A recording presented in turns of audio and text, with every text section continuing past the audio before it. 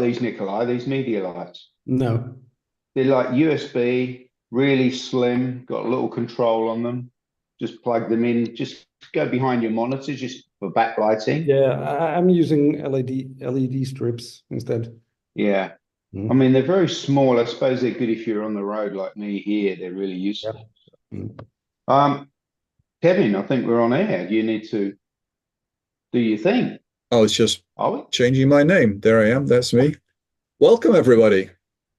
Welcome to I think this is the 20th Color Space Cadets. And we're going to review NAB and the things that have happened since NAB. And we have an illustrious panel with us. We're going to start with Nikolai Waldman, and then Max, you can see there, Max Raharjo. He's also an iColorist trainer. And later on, we're hoping to be joined by Daria Fissoun and Diego Yama. So welcome, everybody. Thanks for joining us. And there is Daria. Look at that. Hey, Say the name, and there she is. It's like magic. oh, say it three Could be times. television. Oh, behind you. Oh, Hang on. behind you. I'm going to set up my background, but I'll join in. You guys go ahead. Go ahead. That's fine. Listen away. It'll be fun and informative. Hey, Kevin, it's 5 a.m. here. The Aussies drawn the short straw again, I think. Good morning. Well, you know, if you have to live so far away from the real world. You're sitting back 8 p.m. in Europe with a nice gin and tonic, and I've just dragged through a hedge backwards, cup of coffee. You're welcome to have a gin and tonic, but yes, it is that time. It's gin and tonic time of day. Fantastic. Yeah, so I'm a bit echoey because I've been away grading some short films this week. I'm grading for 6 short films for a film festival here on the Sunshine Coast. Everything from scripted, non-scripted, docos, which has been a fun week. That's why I'm not in my studio base, so I won't be sharing too much or anything. I was hoping to show off my new micro color panel, but that'll have to wait to another show. Maybe Daria will be able to talk a bit about it. Yeah, we should definitely talk about that. That was one of the hot topics at the show. Yeah, I think we will, because there's a lot of interest whether it's worth spending a bit more money for the mini over it and what the differences are. So it's cool. Yeah. Very cool. Where are you, Max? I am based in Germany, Warren. I'm actually based in Frankfurt. So, in Germany, there's 3 big cities whenever you want to work in a media and entertainment industry, like the Trinity, Berlin, Hamburg, and Munich.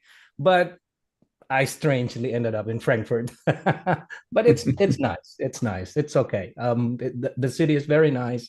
And the market also very nice here in Frankfurt. Mostly it's commercials and advertising. And I am working for Maxon for a couple of 7 years.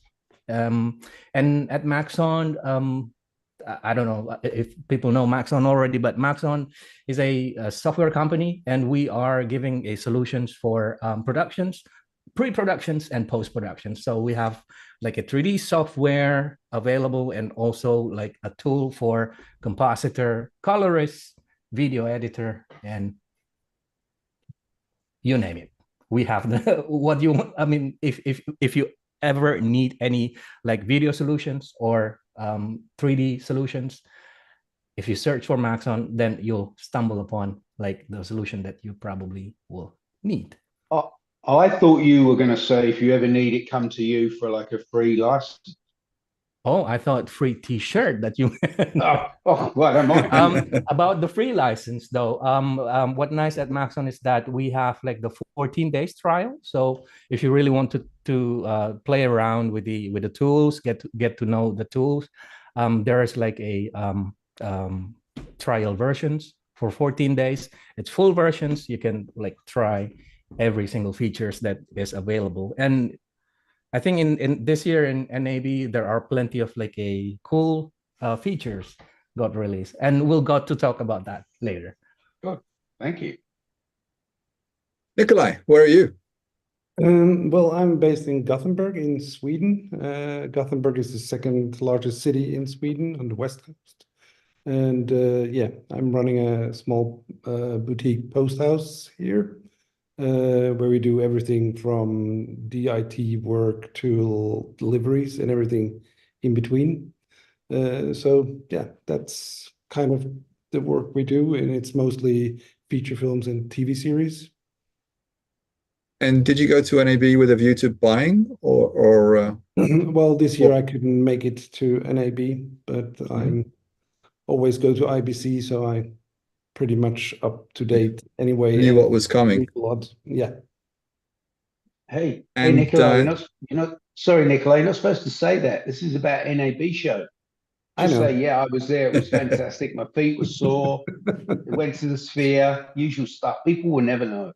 went to the Colorist mixer party, couldn't remember anything afterwards. That's the best story. Yeah, yeah, I Exactly. no idea.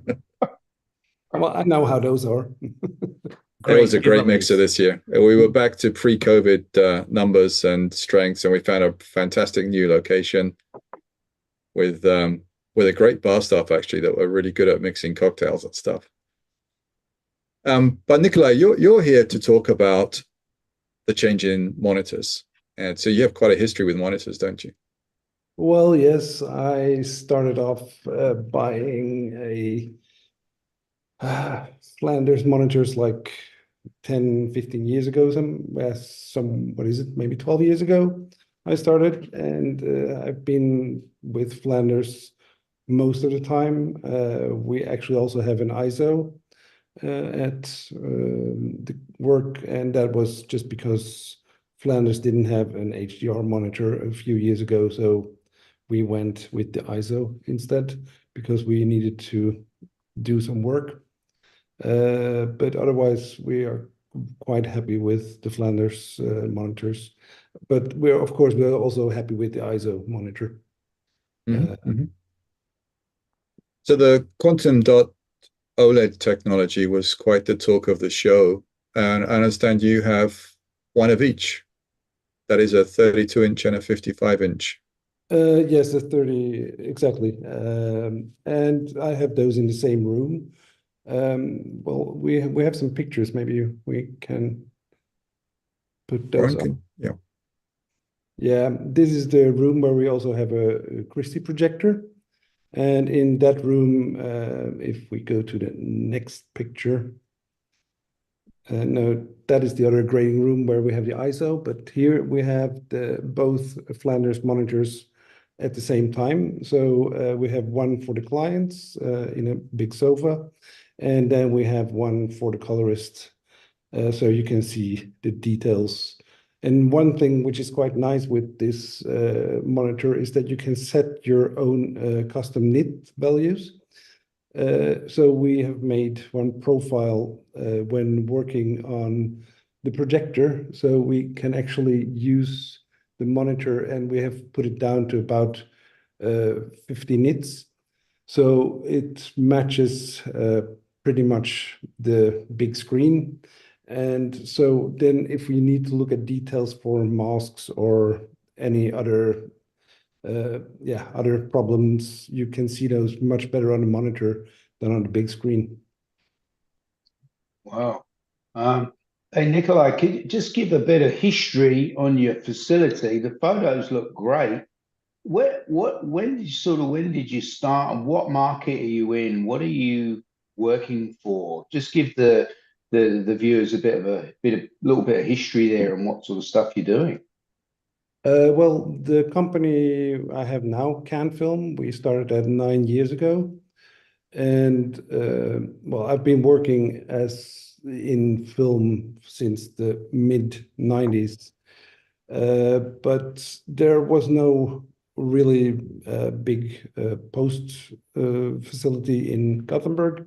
So we thought we might try and start that. And then about 3 years ago, we moved to this location where we had the possibility to put a projector in. And what we do is, I mean, mostly feature films and TV series for the Swedish market, but we also do work for international things. Last year I worked on a British feature, and I've done also Icelandic films, and so it's quite a lot of different films we do. That's how to make a grey room look cool, isn't it? Hmm? That's how to make a grey room look cool. Exactly. Yeah.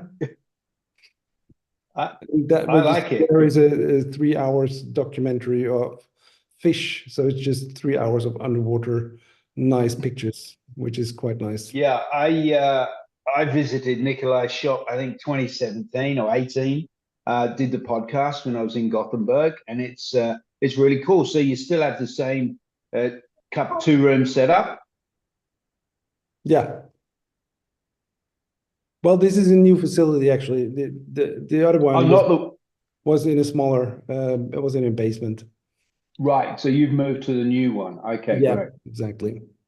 excellent. So let's go back to your Flanders. When did you take delivery of the newer monitors? We bought the 55-inch last year. Yeah, our old monitor started to. We needed to have something for HDR work in this bigger room, so we started off by buying that first, and that worked quite well. Yeah, we were quite early adopter on that one. But after seeing it at IBC, I was convinced that it was so good, so we just bought it at IBC, actually. And then as soon as I got word for the 31-inch, we bought that as well, because we wanted to have to make those monitors match. It's so much easier to work if you see exactly the same thing on both monitors and you use the same technology. Yeah, man. Yeah, I'm converted on that. Can you talk about the calibration process? Because there's a bit of talk about that, and you hear different times of, oh, it only takes 3 minutes. And in reality, what is the calibration like? Well, I'm not actually sure, because we got them out of the box and they looked so good, so we didn't actually change anything on them. Right.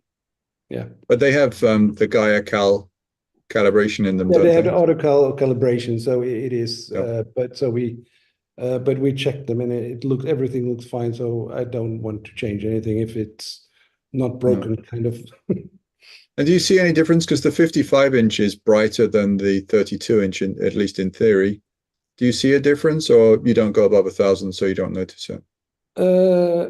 Well, no, I haven't in HDR work. I mean, it's very seldom that we go up to that bright anyway. So and it's also because you sit on two different spots. As the colorist, I look at the 31-inch monitor and I can peek over to the other one, but I don't really look at that one. So I mean, if you sit next to it, of course, they look almost the same. Mm. Very cool. And how much? Sorry, Kevin. I'll go one, then you can go one. Or if anyone else has got any questions, please chip in. So, is everything you do HDR in long form now, Nikolai? No, absolutely not. There's a lot of SDR going on still. One of the problems is that in Sweden, there's a lot of streamers which don't have HDR. So if you don't do work for Netflix or Amazon or somebody like that, they don't require HDR. And another thing which is a problem is that a lot of producers and also DPs are not really understanding what HDR is. So we might need to kind of educate them so they understand the workflow and also the cost, because I mean, it doesn't have to be so much more expensive to have an HDR master as well if you do it in the right way. Yeah, absolutely. Yeah, you find the same, Kevin, in Europe. I found that in the States, that sometimes producers are asking why, and still, I think that maybe they're scared by thinking it's going to be more money, and it doesn't seem to be adopted maybe at the same rate. It's still a bit of a slow burn. Yeah. We're not seeing the white so much, but things are changing in Europe because there was a push a few years back to do sport in HDR, 4K HDR. And this year, or at least in the last 12 months, a lot of the sports contracts have gone to HDR in HD. So to save bandwidth, they've figured that they don't get much mileage out of the 4K part, but they do get a good return on the HDR. And so we're seeing for the first time HD HDR going out for sporting events in Europe. And so that'll be quite interesting. Yeah. Well, I'm doing some features I work on. I do them first on the big screen, and then I make an HDR pass. But I mean, there's a lot of issues with that because sometimes the stuff pops up which you don't see in the SDR version, and it's a lot of just fixing stuff instead of making really nice pictures. Another thing that was shown at NAB was the color front box that goes from SDR to HDR. And they do it with a Dolby Vision kind of cooperation. So when you do SDR to Dolby Vision, you get the metadata that gets you exactly back to the SDR that you started with. It's intended mainly for archive material. It's not really intended as a replacement for grading HDR. Well, it's definitely not intended to replace HDR grading. But it's again, it's another way of kind of bringing HDR to market. My vision is that HDR will only take off when SDR gets cancelled, like when we stop transmitting 709, because there's really no reason for it. Well, there is a reason in terms of legacy equipment, but when you think about black and white television, it went through the same process that for about 10 years they were transmitting side by side black and white and color. But that doesn't mean that you have to be producing two different ones. Yeah, but you know, I mean, at the moment you have to deliver an SDR and an HDR that looks somehow a bit different. But if you only had HDR, you could deliver something that never went above 100 nits if that's what you want. Right now, I think a lot of the problem that DPs have is they actually like it to look, you know, with a print LUT on it or something, and they like it to roll off at about 100 nits. And now they're being told, well, we're not going to accept that. But you should accept it because that's what they want to do. And over time, it will creep up. I agree, Kevin. I'm actually a little bit too young to remember that black and white color changeover. Oh, you liar. Come on. Must have been interesting times for you. One more question for you, Nikolai. Now, everyone who's ever gone to see a monitor has sort of done this and done that. On looking at the viewing angle, how do you find that on the Flanders? Well, it's crazy. I mean, you can stand almost 180 degrees off axis, and the colors are still correct. Of course, you will lose some light because the light doesn't come out, but color-wise, you don't get any U shifts, anything at all. Which is really great. Like I said before, that if you have clients, you don't have to be afraid. I mean, sometimes if you have like, agencies coming in to look at something, you have like 20 people in the room and everybody is sitting just from the sides. And before it was like, a bit afraid of that they see different colors, especially when it's commercials. The colors are always that important to people. So now you don't really have to be afraid for that at all because everybody sees exactly the same thing. Yeah, and that's a big change. Yeah. And we will say Flanders have been great supporters to us, but other monitors are available. Indeed, we have other sponsors. So two of our other sponsors also launched Quantum Dot OLEDs at the show. Flanders have about a year ahead in terms of delivering and development, but Small HD also have the Quantum 32, which is a similar panel to the Flanders 32-inch. No, they don't do the 55, but they have a 32-inch Quantum Dot OLED due to ship in the third quarter of this year. And ASUS also have a Quantum Dot OLED, not with the SDI and onset tools and that type of stuff. But they're planning to deliver, I think, towards the end of this year, a sort of a cheaper version of the quantum dot OLED panel. Yeah, well, it's the same panel, but a cheaper delivery. Yeah, that's good. And ISO have got new ranges coming as well, and they continue to push the bounds in all different levels of, their monitors are in all sorts of places around the world, not just post. Same for a lot of these guys. They've got a big market with these monitors. Well, it's cool. It's interesting because it's the big question that's on everyone's lips, isn't it? Monitoring. We're always asking and looking for something a bit more affordable.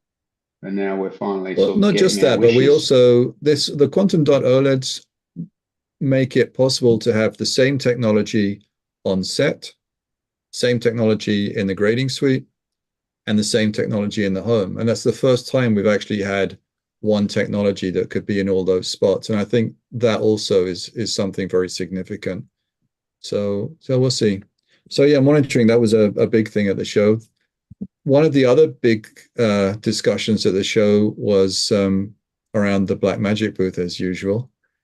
Daria, do you want to fill us in a little bit on 19 and the micro? That's kind of the big news there too. Yeah. So I was fortunate enough to be on one of the pods, and I was one of the presenters at the Blackmagic booth.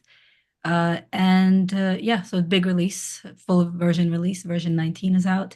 And also the new micro panel.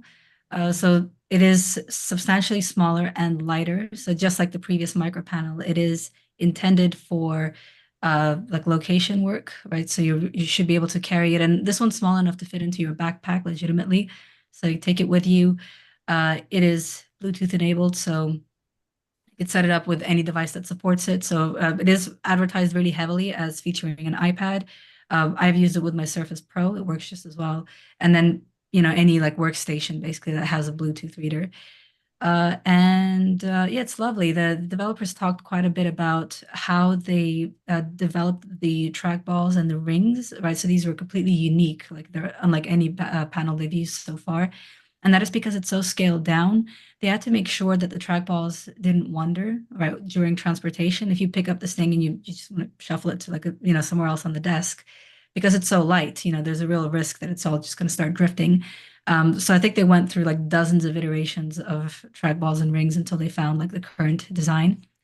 One of the more exciting things about it is that it has 2 modifier keys, right? So essentially like a shift, which means that every key that's already on the palette has 2 other functions, which means that they've been able to incorporate far, far more functionality into the micro panel.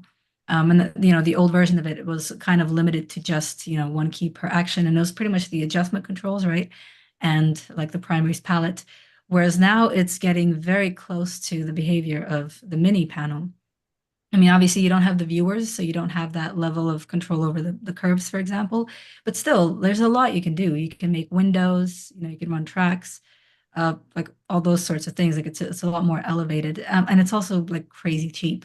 Off the top of my head, I don't remember how much it was. It's definitely under 500, I want to say 300, something like that. Yeah, it's like 500 US, I think was the advertised. I think it was 500 US, yeah. That's it, yeah. Which was and what about the integration? Did you play on it, Kevin? I just a feel. I mean, it felt pretty good. I mean, considering their price and so on. There's a question in the chat, Daria, about the integration with the iPad. Does it have any special features with the iPad that perhaps you wouldn't get with a studio license? That's a really good question. I'm not aware of any additional integrations, but I guess because of how heavily advertised it is with an iPad, I imagine like most of their testing would have been in tandem with an iPad. So if anything, it's probably like specifically, like I want to say it's designed for the iPad, but it is probably better suited for it than any other device that it's currently compatible with. But yeah, in terms of functionality, it's pretty much still the color page, so that will. Peter told me the story that one of their ideas was that kids learning sort of post-production in high school, a lot of them are using Resolve, and they could have a lesson with Resolve using their iPads, bring it home and just dock it, and then all of the media that's on the iPad and stuff just connects up with the panel, and you've got a working system really without having to go to any more expense. Yeah, absolutely. And what a long way we've come, right? Because I remember looking into Baselight when I was in uni, and I was like, "Oh, I don't think I will be a colorist, thank you," because Yeah, thank I you. think the Yes. buy-in was like 20,000, something like that. Now you can just, yeah. Hey, Daria, just give us a little bit of background on yourself, what you're doing, because you weren't here at the beginning when we started. No, Please. and thank you for being so accommodating. Yeah, the reason I was late is because I was actually finishing off a workshop for Blackmagic, so we just had one running. So what I do, hi everyone, I'm Daria Fissoun. I am professionally a colorist with a compositing background, so I still do a bit of that in Fusion. And I also develop the training materials for Blackmagic Design's color page, so the colorist guide and like some of the videos on their website. And I also run some of their like free training sessions. That's like also like off their site. And it's, yeah, I'm usually around for NAB, having a good time, and then coloring somewhere in between. Right now, we're set to get started on the version 19 of the colorist guide, so that's going to be a big job. The next 6 months of my life written out. Yeah, it's great. I've just been reading 18. It's very good. Good work. Thank you. Yeah. Thank you very much. Yeah, it's good. Well done. Easy to follow. And there's like, you always pick up a few little nuggets, don't you? You think you know everything, but you don't. You always go, oh yeah, that's good. Yeah, it's good. Well done. And when will that 19 one come out? You said 6 months. Is that 6 months to really write a guide like that? And that's a while, isn't it? It's 6 months is to rewrite it because the first iteration of it Okay. took about a year and a half. Yeah. No, but generally we try to aim to release the guides around the time that Resolve is out of beta. So we technically don't release any training materials until after it's out, like right now technically we're in 18. So hopefully like it comes out of beta around IBC time, and I don't bring it back to that. I know we're only talking about NAB today. But yeah, hopefully towards the end of the year. And we can talk about other shows. Yeah, we can. Do you want to? Well, I was just going to say, do you want to give a little plug for the European tour that's coming up? You're on that, aren't you? Oh gosh, yeah. So that's going to be a whirlwind. It's a little Euro tour. So over 3 weeks, we're going to be visiting Madrid, Amsterdam, and Berlin. So for 1 day each, and it's going to be like a summit basically. It's going to be trainers. It's also open to the public. So there's going to be a lot of talks being given. I'm going to be doing presentations on what's new and on the Fusion page for colorists. And I'm also going to have the fortune to be interviewing Tashi True, who color graded Avatar 2, The Way of Water, and also countless Marvel films. So I'm really excited. We're going to be just having a chat about color grading. I've been fortunate enough to meet him earlier over the past few weeks, and we really line up a lot, like in terms of academic approach, and education, in terms of how it's presented to young learners. So I'm really like keen to talk about it with him and like on a stage in front of him. He's a great guy. He's a great educator too, actually. Yeah. So yeah. And some of our other trainers will be there. Max, you'll be there as well? I absolutely going to be there. I'm really looking forward to meet you guys. And Diego is talking in the Madrid one. In Madrid, yes. Yes, 6th of June. And Guy, who will be in Amsterdam. And Guy in Amsterdam, yeah. And we've got a promo running, 50% off. I think you see that code there behind me. You can stick that in and get a deal from our friends. Daria, when you're coming down to Australia with this roadshow?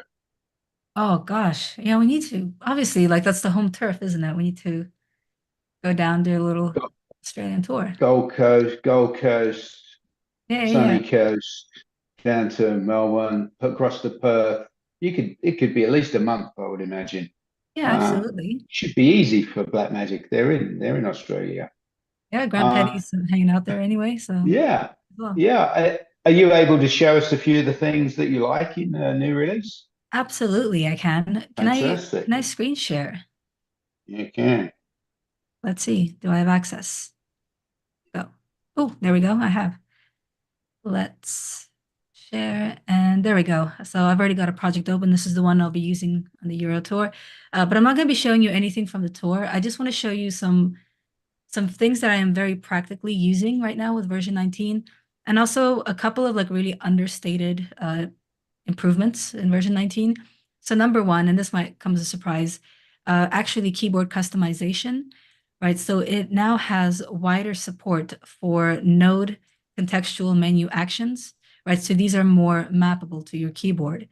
And the reason why I point this out is because I know that a lot of people go into like the nitty gritty of the nodes, and they will, switch to different color management, right? They'll work in HSL instead of, let's say RGB or whatever the working color spaces of the project. And they also want to switch channels, right? They want to disable channels like 2 and 3, for example. So these are keyable now. We search for, what would be the term actually? Node, there we go. Node controls. So channels, channel 1, 2, 3, you can now map that. That wasn't previously available. Wow. With Color Space, you can pretty much only set it to use timeline, which is, obviously they're not going to include every iteration of the spaces because there's dozens. But I think even like this small addition is like such a nice little tweak. You set up, you change your node's behavior here, and then you just automatically, boom, boom, hit your keyboard shortcuts, and it's already set up for, your saturation adjustment. So that's one thing I wanted to talk about. The next one is the color slice. Yes, it's a really big one. It's the major one that everyone talks about when it's version 19 is being presented. And I have been using it a lot. But what I really like about it that's also a bit more like less talked about is the global controls at the top. I find that I'm kind of deferring to these quite a bit. So sometimes I'll be looking at an image and I will actually like it very much. I'll think, okay, it's practically there with, the colors and the tonal ranges, but it just needs a bit of like, oomph, like a little bit, like some maturity, I want it to feel more like film.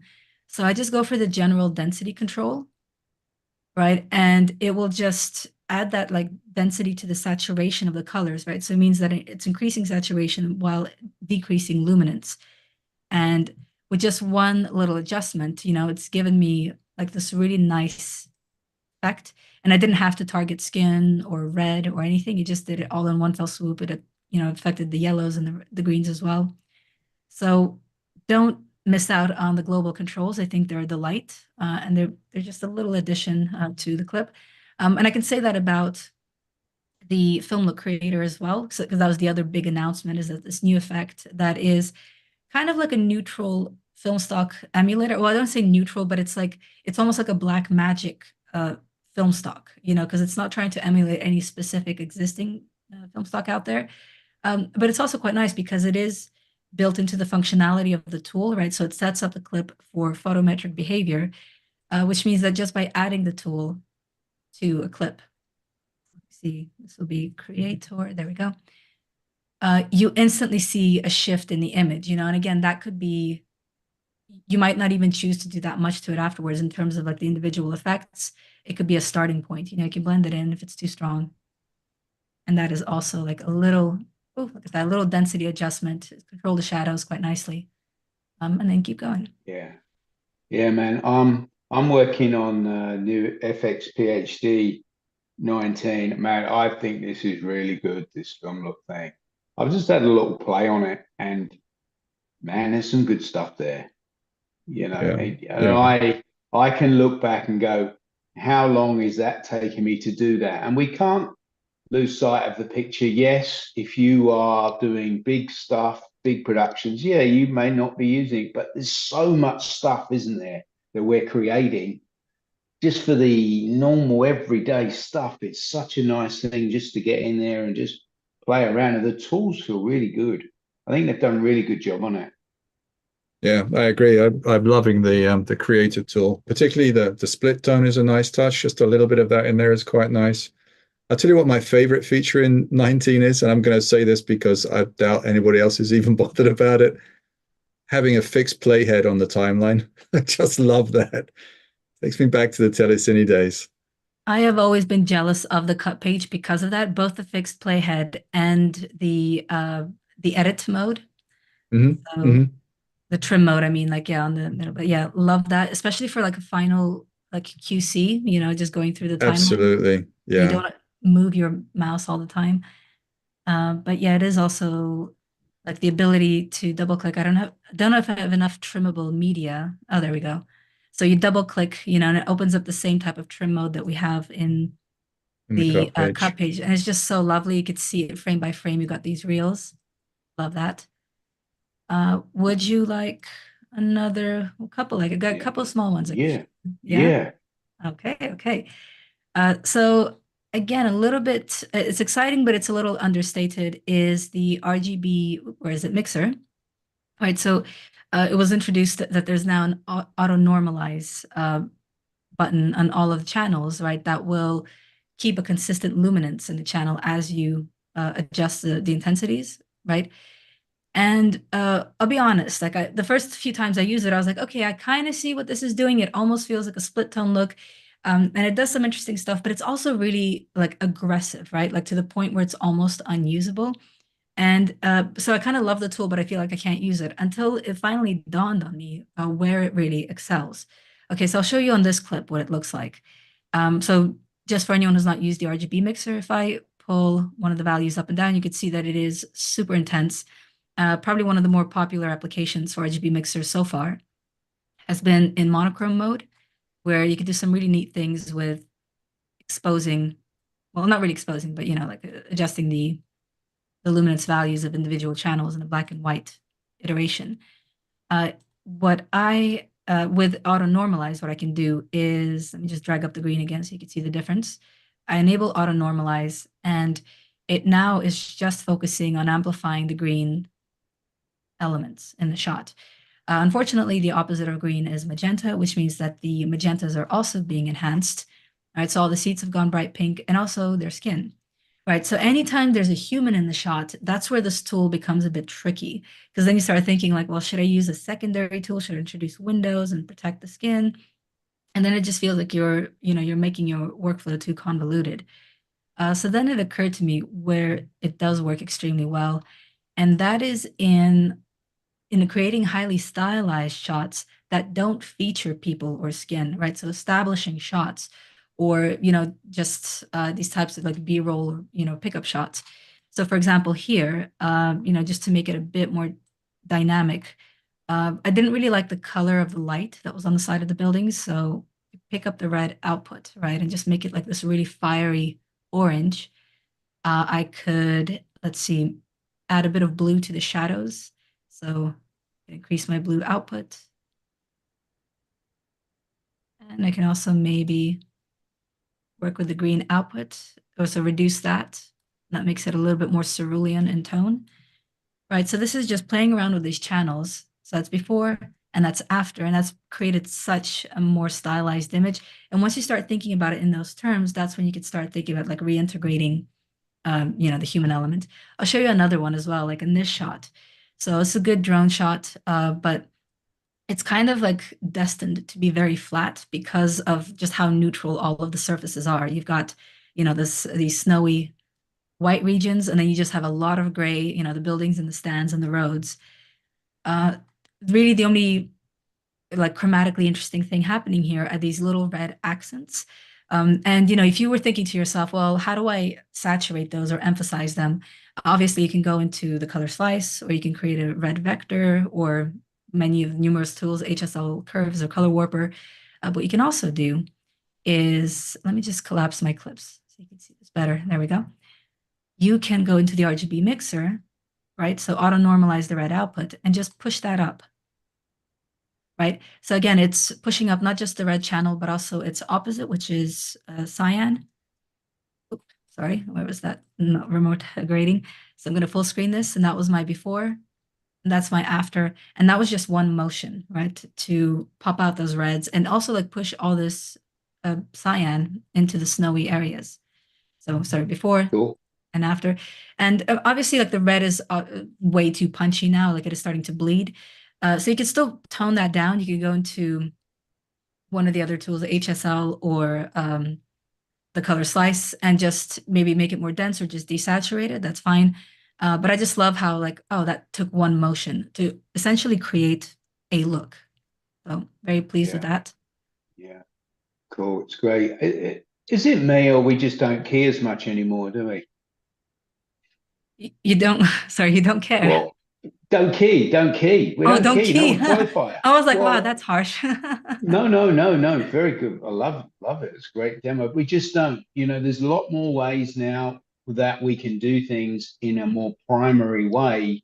Whereas a few years ago, we were keying and qualifying and softening and blurring and using Map and S and all sorts of things to do what you're just doing. So everything seems to be a lot cleaner than the previously in those tools that we've used. So which I've always tried to avoid keying when I can and do things with the RGB mixer, do anything other than key normally. So it's great.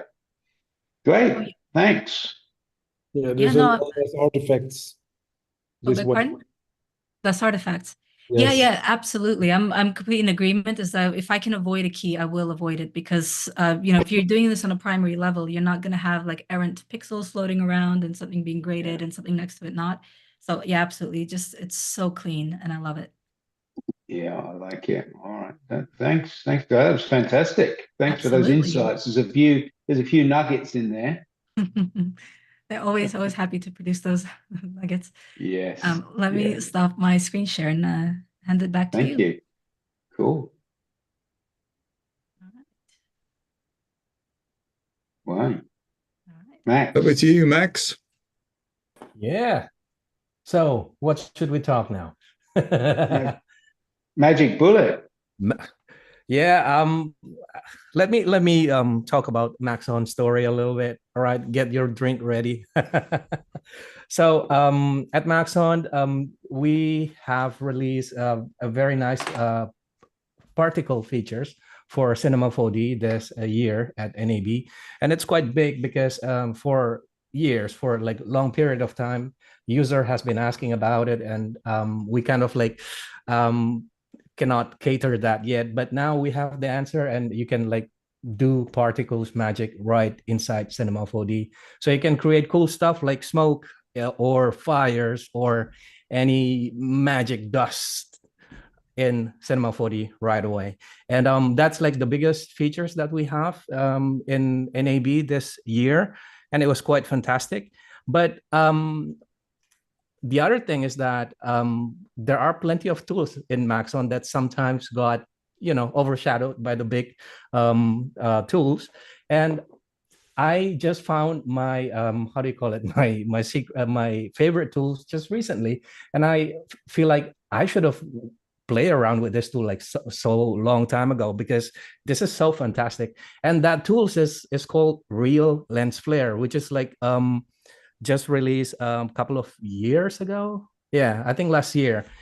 It is a tool that is used to simulate lens flare. So it simulates the light coming into the lens and giving you all the lens nuances. So if you want to like have like a lens flare or lens modulation transfer functions, look like the losing sharpness on the edge or something like that, you can kind of like create that with Real Lens Flare. And it is not like a image based, but it is like you generate the light source. And what nice is that you can go and find out like the white paper of lenses, and you can like dial in all those glasses, how thick they are, what is the coating, and so on and so forth. And you can generate those, and it behaves like physically accurate. And you can also, it is interactive. It can also interact with the lights that you have in your compositor. So it can like generate artifact based on the placement of the lights. And it's also can, understand the scene. So if you have like a light coming behind, going behind an object, like an obscured by an object, it will just like read that and generates the effects. And the other tools that I recently like to play around with. It's called Bang. And as fun as it sounds, it is a muzzle flash generator. It is very fun. So it's just one click and you can create a muzzle flash for like gunshots or anything. And you can create based on like a normal vanilla muzzle flash, or you can do like an alien-like muzzle flash. And apparently the tool has been used in like great productions as well. Like the most famous one is like the man who got angry when his dog got killed and went on revenge missions. Yes. And Max, what software are we talking about when you're saying using these tools? Are they work as plugins or standalone, or where can we get them? It is a plugins, and at the moment it is still running mostly on Adobe ecosystem. So it is natively supported in After Effects and then also in Premiere Pro, but we're also looking into, generating it for Resolve as well. So yeah, I hope that at some point we will see that in Resolve as well, because I really love to work in Resolve and Fusion. So if it can be there, it will be amazing. Yeah. So like, I talked about Magic Bullet. Tell me about Magic Bullet and the integration. You seeing your users staying strong in the editorial space where people just want to jump into the plugin? How are you seeing that market changing, and is it still developing? And in Magic Bullet side, it's like I think the most idea of the Magic Bullet Magic Bullet tools is like to land the capability of color grading, of professional color grading tools into like the editorial or the compositing ecosystem. So when somebody is like mainly staying in the non-linear editor but still want to grade without doing the round trip, they can do that if they have like Maxon 1 tools. So they can just use Magic Bullet. And in Magic Bullet, you can do a lot like from grading, and then also for generating looks.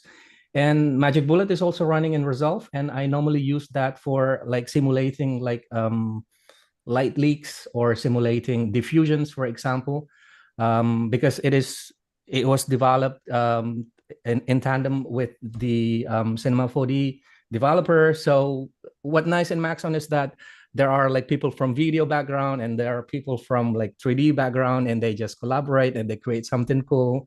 And they create this optical diffusions tool that is available in Magic Bullet that is work based on the how do you call it, the energy conservations rendering principle. So we know for sure that it's going to be like physically accurate. And this is nice. So we can now shoot like a very clean plate. And if you want to dirty it up in post, you can do it. And I also hear you've now got integration with Unreal Engine. Yes, absolutely. Really interest to me because I'm working closely and doing some volume stuff. And I'm really integrated on the tools you've got in Unreal. Tell us a little bit about that. Yeah. At the moment, Magic Bullet is available in Unreal Engine. So when you doing like virtual productions, and if you want to like create a color palette or do a little bit grading for the volume inside Unreal, you can do that with Magic Bullets. So it is as easy as it can be, because Magic Bullets is like it has its own designer interface, which is like very simple to use. So if you know how to use it in Resolve, you for sure know how to use it in Unreal, and you will know how to use it in After Effects or Premiere Pro or other software. So that's the thing. And by the way, since there are plenty of like things in Maxon, sometimes like our users got like very confused to find out where they can learn about this stuff. And I think since the last couple of years at Maxon, we've been like putting so much effort in pushing out so many tutorials and shows. And there are like some shows that happening at Maxon, and it's like pretty much like a fun exploring the tools and exploring the creative process of creating something. And if people are interested to find out about that, they can go like to maxon.net and go to the event page, and there are plenty of like events or shows happening, and it is also available online in YouTube. So my favorite one, I mean, last year I used to do show with Diego as well on color grading, but I think we're taking hiatus this year, taking a break a little bit. But my favorite show currently at Maxon is called VFX and Chill by Hashi and Seth. So Hashi and Seth have like this cool show. It's really fun to like how do you call it, to show people how to create like a creative and fun stuff and with the tools that Maxon have. Wow. YouTube. You'd never do anything on YouTube, yeah. would you? Go to you if you're in YouTube, go to Maxon YouTube, Maxon Training Team, or Red Giant News. Very good. And why are you not doing your podcast? Or you still do? Or are you on a season break? I'm in season break. Yes, I'm taking a break. I'm taking a break. Yes. And where do they live, those podcasts, if people want to catch up on where they were? Those podcasts, those shows will be available in Red Giant News, the channel called Red Giant News, or in Maxon Training Team. So if you go to Maxon Training Team, it will be there. Yeah. And I was saying, Daria, you've just done your YouTube thing. You've done your thing with Darren yet? Friend of iColorist, Mr. Mostyn. Have you done that, or is it coming up? Yeah, we ran it last week. Okay. Yeah, Darren Mostyn's. Yeah. The Art of Color Grading course. It's fantastic. Excellent. Did he pay you okay? He's already looked after you, did he? Yeah, we're good. Excellent. Good. Got a proper cup of tea. Yes, that's good. Good old Daz. Friend of the show, Mr. Mostyn. I bet Darren going to be in Berlin as well, right? Yeah. Berlin and Amsterdam, yeah. Yeah, he's already booked to come to Australia. He said that to me already. Yeah. So it should be fun. Really cool. Kevin, anything else? We got to do any housekeeping? Oh, you caught me off guard now. I was enjoying all those tips so much. Housekeeping. Post Vegas. Kevin and I were lucky enough to be in Hollywood for the Colorist Society rooftop event, which was good, wasn't it? That's indeed. And in fact, I think actually, if you're in that area, Barco are doing another open house for their light steering projector, HDR projection. So yeah, go to the websites, check that out. That's definitely worth seeing. Yeah, they sponsored the rooftop event. It's a 300 nit projector, cinema projector, and I went to see it there. They've got it, and they will have it at IBC as well. It's pretty cool. It's the biggest probably change in projections in a long time, isn't it? So they're really having a go at push that. And they sponsored the event. Filmlight sponsored the event. There was a number of if you want to call like A-lister type colorists there. It was good fun. So the chat really seems to be taking off, Kevin, in Hollywood, which is good news, isn't it? Yeah, and the other thing that happened at NAB is the launch of the Discord group for Color Society members. So if you're a Color Society member, then you want to sign up to the Discord group. Gives you instant access to lots of other minds solving problems, discussing kit, just generally keeping up with what everybody's working on and how the business is going. Because it's been a strange year this last year, and it's beginning to take off now, but there's been some casualties along the way, so we need to stick together. Cool. That's about all we have time for. Yeah, indeed.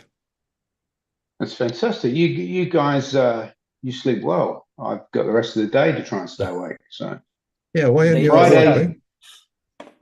Friday's going to be amazing for you. I can tell you right now. I'll tell you that. All right, guys. That's been fun chatting. Thanks a lot, Great Nikolai. hanging out Thanks with for you guys. joining. Thank you so much. Thank you, Max, Yeah. Nikolai, and Daria. Thank you very much for Daria. joining Great us. insights. having Thanks me. very much. It was And see you fun. guys soon in Berlin. Yeah. See you, Max. Or in Amsterdam. Yeah. Enjoy. Yeah. Or well, Amsterdam. Yeah. Yeah. Bring some more t-shirts. Absolutely. All right, we're off air.